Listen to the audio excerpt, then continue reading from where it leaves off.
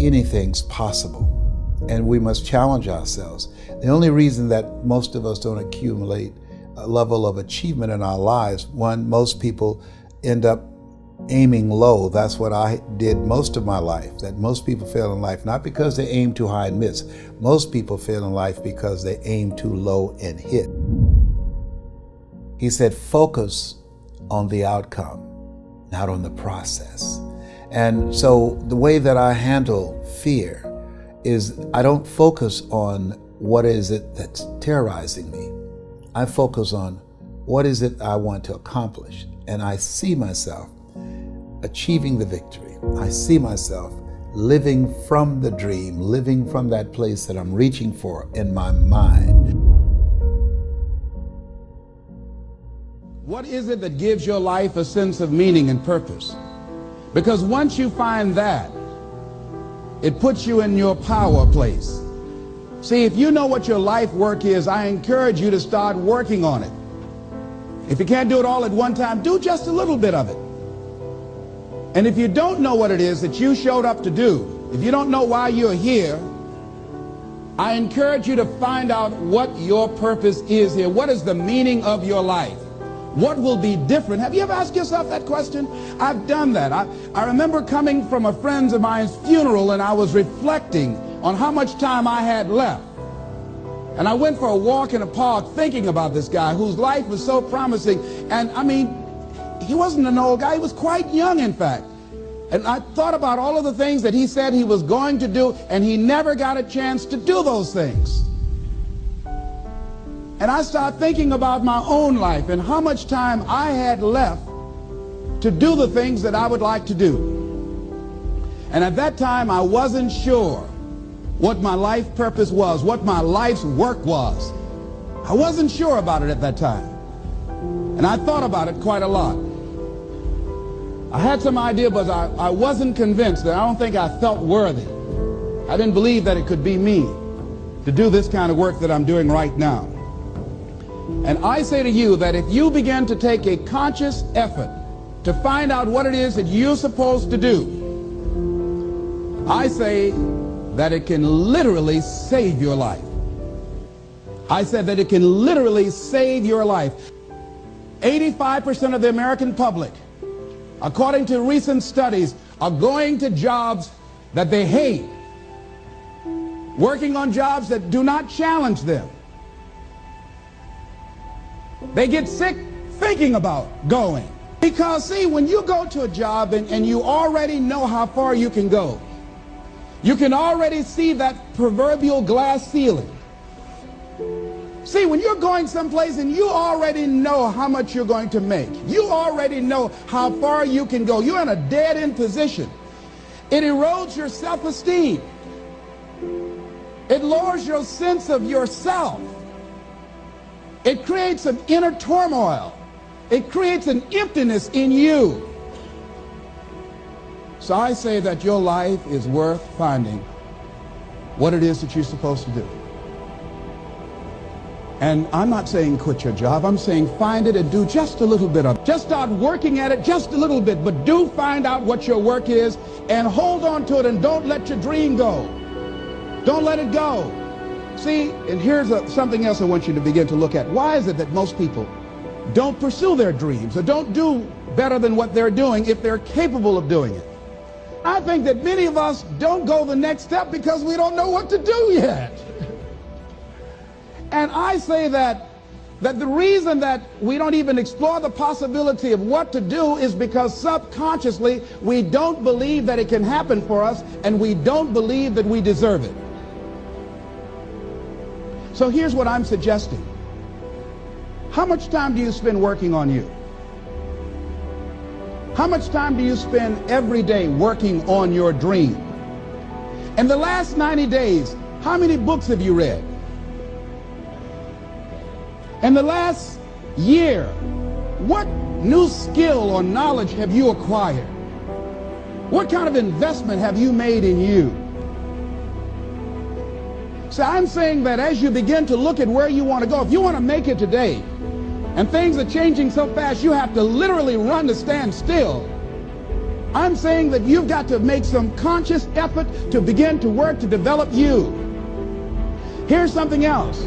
Most people are not living their dreams because of fear, ladies and gentlemen. Fear, limited vision, and lack of self-esteem is what keep most people doing things they don't want to do. The same reason that people stay in relationships where they're abused or they're unhappy or it's unfulfilling, they can't see themselves beyond that relationship. They can't see themselves enjoying life without that person. They think that this is all that they can do. The same reason that people get stuck at a certain level in life, they can't see things being better for them. And they think that this is it and this is all they deserve. This is all they've ever seen. It's been passed on to them. And they think that this is it for them.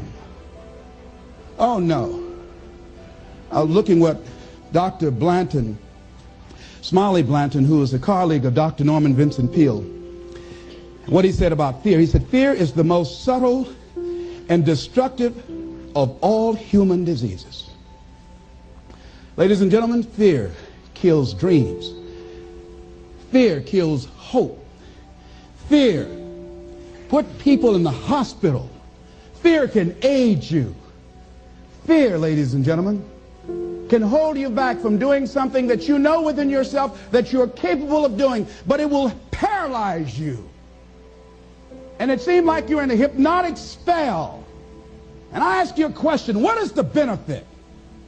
What's the benefit of allowing fear to hold you back? What's the benefit of giving up on yourself, of not stepping out on life and taking life on? What is the benefit for you? What's the plus in that? It's one of the things I had to ask myself. So I didn't want to make any mistakes. I wanted everybody to like me. I wanted to be perfect the first time I did something. It's not going to happen. You're going to make some mistakes. You're going to hurt some folks' feelings. You're going to create some enemies whenever you decide that you want to begin to take life on. You've got to ask yourself, how long am I going to allow this to hold me back? I like what Zig Ziglar says. He said, fear is false evidence appearing real. That is an illusion that we create in our mind. It is a state of mind that can be changed. So let's look at how we can begin to take some steps to restructure that fear, to begin to expand our visions of ourselves, to begin to increase our self-esteem. Webster said that self-esteem means confidence and satisfaction in oneself. Look at your life right now. Whatever you've done up to this point in time, your life is working. Whatever you have produced, it came out of you as a result of the kind of person that you have become. It's a result of your choices. It's a result of your consciousness. Now you have to ask yourself, are you satisfied with what you have produced? Is this what you want? Would you like for things to be better than this? Do you believe that you deserve better than this? Or are you content? This is it. You don't have to do anything else. That you already resign yourself in life and say, well, I'm happy. I'm not starving like the people in Calcutta. Are you allowing yourself to get off the hook like that? Or do you believe somewhere in the back of your mind or in your heart that there's some other great work for you to do? There's something else that life has for you. And that's why you're here. How do we handle this fear factor? How do we increase our self-esteem? You have to begin to fortify yourself. How do we do that? I believe that you have to begin to consciously monitor your inner conversation and start talking to yourself. Start building yourself up. Sometimes the only good things you will hear about you are the things that you say to you. So I'm saying learn to be your own booster. Start building yourself up. Start encouraging yourself. Start saying, I can do this. I can make this happen. When I started thinking about becoming a speaker, I said, yes, I can do this. I can make this happen. When I start trying to convince myself I can be a businessman after flopping and failing and losing thousands of dollars and feeling stupid and dumb and having people take advantage of me because of what I didn't know, I had to talk to myself because people were saying to me that I was dumb. And somewhere in the back of my mind, I was saying, you're right. Look at what I've done. I had to say, no, Les. Hey, come on, man. Get yourself together. You can handle this. You just haven't figured it out yet. It's all right. This is your training period. This is the tuition you have to pay for what you don't know. You can do this. Other people have done it. It doesn't take an Einstein. Get you some people that can teach you some stuff that you don't know. Get you some people that have done it successfully and learn from them. Take some seminars, workshops, read some books on how to manage a business. Change the way you see yourself and begin to tend to the personal details. Understand that nobody's going to take care of your business better than you. And when I start changing that kind of mindset of beating myself up because of my mistakes, and start looking at the possibility of my doing better, of my making the adjustment that would enable me to do what I want to do successfully, things begin to change. And I say, stop beating up on yourself. You do it. I know you do it. I've done it. It's a natural inclination for us to put ourselves down. See, we are born negative, I think, in a negative consciousness because we live in a negative world. Here's some other things, ladies and gentlemen. Begin to guard your mind against negative programming, like turn off the television. Don't watch the news. So you've got to guard the kinds of things that you put in your mind. See, if you don't program your mind will be programmed, because human beings are goal-oriented. That's why we die of broken hearts early. That's why we're running through life to early graves. We're going through life, ladies and gentlemen, and I think that Henry David Thoreau said that most men live in quiet desperation. Most of us go through life running scared. So we created this in our minds, false evidence appearing real. We made it real in our minds. That's why Churchill said there's nothing to fear but fear itself. That's the destructive monster. So turn off things that can contribute to your fear. Turn a deaf ear to people that all they can do is talk about how negative things are because they have bought into the consciousness of the world. Start attending workshops, seminars, listening to tapes on a daily basis to begin to recondition your mind, to retrain your thinking. Faith comes by what? Hearing and hearing and hearing. Listen to things that can empower you, that can enable you to create a new reality for yourself and a new life for yourself. You might appear to be strange around most people. You know, most people think you're strange if you're happy today.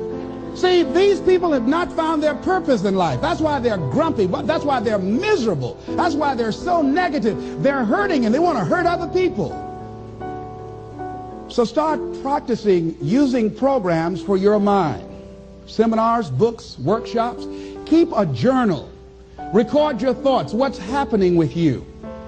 Every day when you get up, have a journal near you. See, ladies and gentlemen, we get 3 to 4 thoughts a year that if we would act on those thoughts, they could change our life.